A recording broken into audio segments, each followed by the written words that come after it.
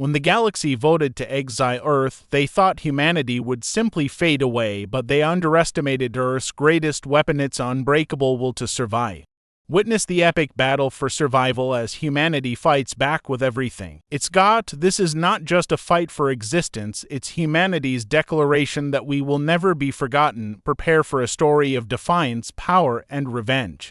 The galaxy is about to learn the true meaning of HFY. The decision was made. The vote was cast, and the exile of Earth from the Galactic Union was official. For thousands of years, humanity had played its part in the grand scheme of the universe, but now, the Council of Species, in its infinite wisdom, had declared that humanity had become too dangerous to coexist. The vote passed unanimously, and Earth was to be exiled, isolated from all known civilizations, abandoned to its own fate. As the news reached Earth's leaders, panic swept across the world.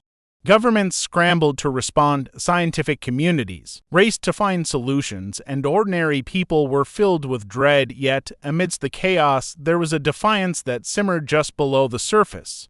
A quiet determination that humanity would not go quietly into the night. The United Nations convened an emergency meeting with representatives from every nation gathering to discuss the next steps. Humanity had just received the greatest condemnation in its history, an act that meant the extinction of its place in the cosmos. No one could fully comprehend what the consequences would be. It was a slap in the face, a reminder that in the vastness of the universe, humanity was a small, insignificant speck. At the heart of the meeting stood General Jonathan Reid, a man whose face had become a symbol of hope in these dark times.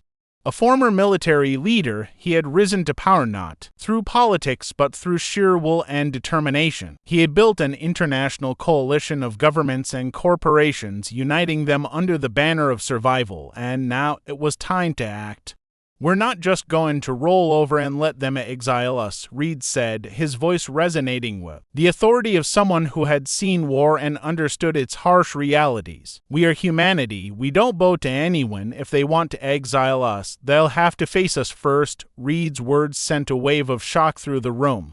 How could anyone stand against the might of the Galactic Union? They had advanced technology far beyond what humanity could comprehend. Their fleets were vast, their weapons powerful, and their knowledge of the universe was unmatched. Exile was not just a punishment.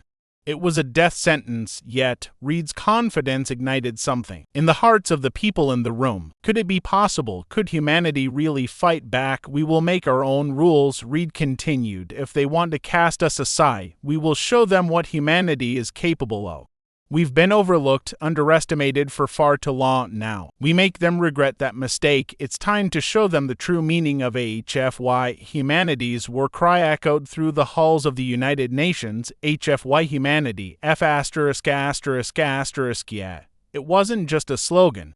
It was a declaration of intent. For far too long, humanity had been considered weak, primitive, and unworthy of respect. But now they would prove themselves to the cosmos. Within days, Reid and his allies put together a plan that would change the course of history. They would not wait for the exile to take effect. Instead, they would take the fight to the stars. In the dark recesses of Earth's hidden military bases, thousands of engineers, scientists, and soldiers worked tirelessly on a project that had been deemed impossible just a year ago: the construction of humanity's first interstellar fleet. It would be a fleet built with Earth's finest technology, ruthless, powerful, and capable of holding its own against any enemy. The United Nations declared a state of emergency, redirecting all resources to the construction of the fleet. Human ingenuity, once thought to be second-rate compared to the alien civilizations that had once ruled the galaxy, was now on full display.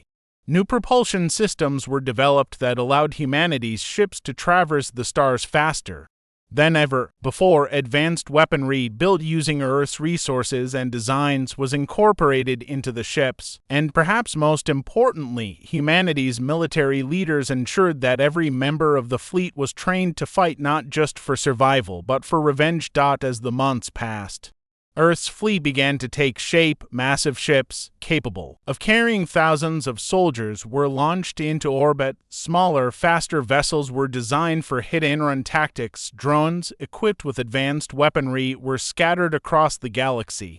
ready to strike at a moment's notice. And in the heart of the fleet stood the flagship, the Vanguard, a symbol of humanity's resolve. Reid was the first to board the Vanguard when it was finally completed, standing on the bridge.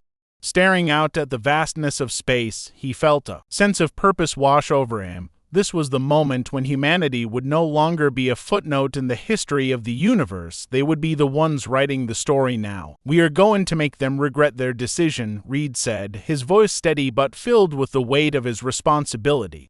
"We will make the Galactic Union understand that humanity is not to be trifled with a fleet ready and humanity's forces prepared for war." The first strike came, the Galactic Union's defense forces, complacent in their belief that humanity was were taken by surprise when the Vanguard and its fleet arrived in their space. They had expected humanity to accept its exile without resistance. Instead, they found themselves facing a well-coordinated, aggressive assault. The first battle was brutal. The Union's ships, though technologically superior, underestimated the ingenuity and desperation of humanity. They fought with a fury that was unmatched, using unconventional tactics that baffled the Union's commanders. In space, the Vanguard carved a path of destruction through the Union's fleets, unleashing devastating firepower on their enemies. Meanwhile, humanity's smaller ships attacked key infrastructure and military bases, crippling the Union's ability to respond effectively. The message was clear: humanity would not be silenced.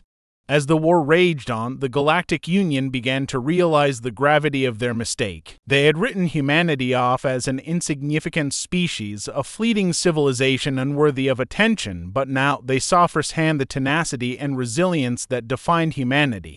The Union's forces were overwhelmed, their fleets scattered, and their leaders were forced to reconsider their approach. Reid, ever the tactician, was quick to exploit the Union's vulnerability. He didn't just want to win the war, he wanted to send a message to every species in the galaxy, a message that humanity was no longer willing to be a passive participant in the universe. They would shape their own destiny. "We've taken our place in the stars," Reid said during a victory speech after a decisive battle, "and we will not let anyone forget what humanity is capable of." The war continued, and humanity's strength only grew. The Galactic Union, once confident in its superiority, found itself on the defensive, unable to match the relentless drive of Earth's forces. Humanity had come together in a way that no one thought possible, and they were proving that they could stand toe-to-toe with any species in the galaxy. Eventually, the Galactic Union came to the bargaining table, their once proud leaders humbled by the sheer force of humanity's will. Earth's terms were simple: humanity would be allowed to remain in the galaxy, free from exile, and would be treated as equals in all future negotiations.